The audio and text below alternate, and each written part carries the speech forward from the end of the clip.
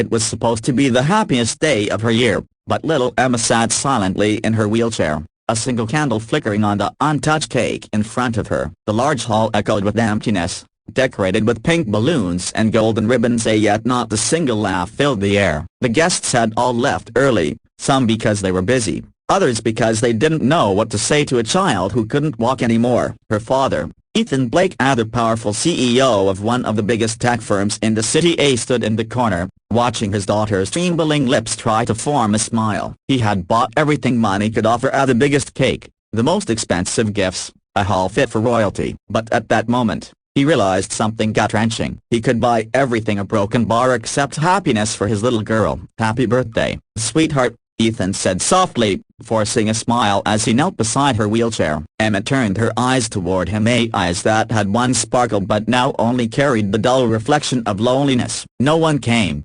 Daddy," she whispered, her voice cracking. "Not even Lily or Sam. Maybe they don't like me anymore. A broken bar because I'm broken." Those words pierced Ethan deeper than any business failure ever could. The man who commanded boardrooms with confidence, who never bowed to competition, suddenly felt powerless. His empire couldn't fix this. His daughter's accident, a car crash 2 years ago, had taken more than her ability to walk. It had stolen her spirit. Ethan blinked rapidly, fighting tears. He wanted to say something, anything, to take away her pain. But before he could, a gentle voice broke the silence behind them. "Excuse me," the man said softly, holding a small wrapped box in one hand and his daughter's hand in the other. "Would it be okay if we joined your party? It looks like you could use some company." Emma turned around slowly, surprised. The man was dressed simply, a plain shirt, slightly worn jeans, clearly not one of her father's rich acquaintances. His daughter, a little girl around Emma's age,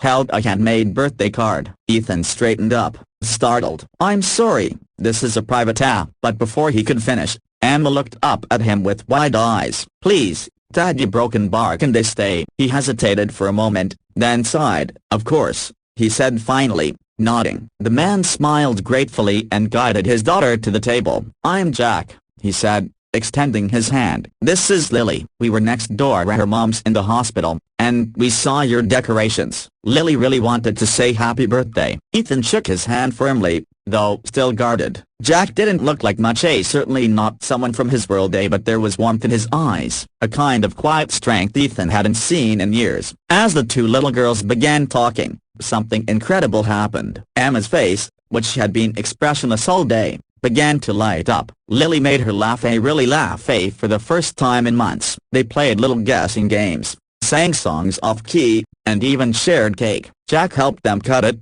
his steady hands guiding the knife as the candlelight danced across their smiling faces. Ethan watched in silence, his heart swelling. For the first time in 2 years, he saw his daughter come alive again. Later, as the girls drew together with crayons on the table, Ethan quietly approached Jack. "You didn't have to do this," he said, his voice low. "But thank you." Jack shrugged. "No kid should ever celebrate their birthday alone," he said simply, "especially one with a heart as big as hers." Ethan frowned slightly. "You said your wife's in the hospital." Jack nodded. "Cancer. It's been tough. I had to quit my job to take care of her and Lily. But you know, a broken bar life's not about how much you have. It's about who you have." Those words hit Ethan like lightning. He'd spent years chasing numbers, power, and respect, but had lost sight of what truly mattered. Days passed after the party, but Ethan couldn't stop thinking about Jack and Lily. He started visiting them at the hospital, quietly paying for some of the bills, anonymously at first. When Jack found out,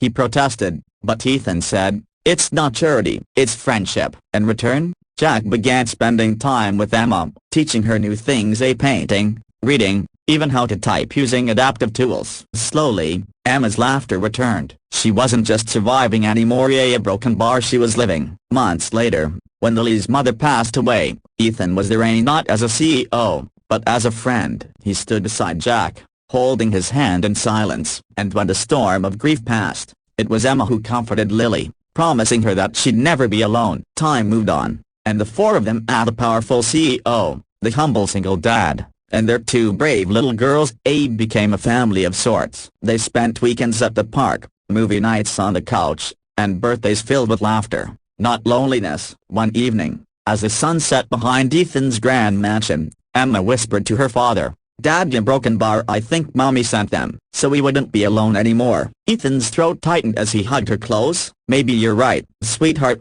he said softly. Maybe she did, and from that day on, Ethan made a promise to never let money or power blind him from the simple, precious beauty of connection. When Emma turned 10, her birthday looked completely different. The same cake, the same decorations, but this time, the room was full of laughter, love, and life. Jack sat beside Ethan, smiling as their daughters blew out the candles together. Thank you, Ethan whispered to Jack, for saving her and broken bar and me. Jack smiled. You saved us too. And as the candlelight flickered between them, it wasn't just the celebration of a birthday, it was the rebirth of hope, friendship, and the realization that sometimes, the smallest act of kindness can change everything.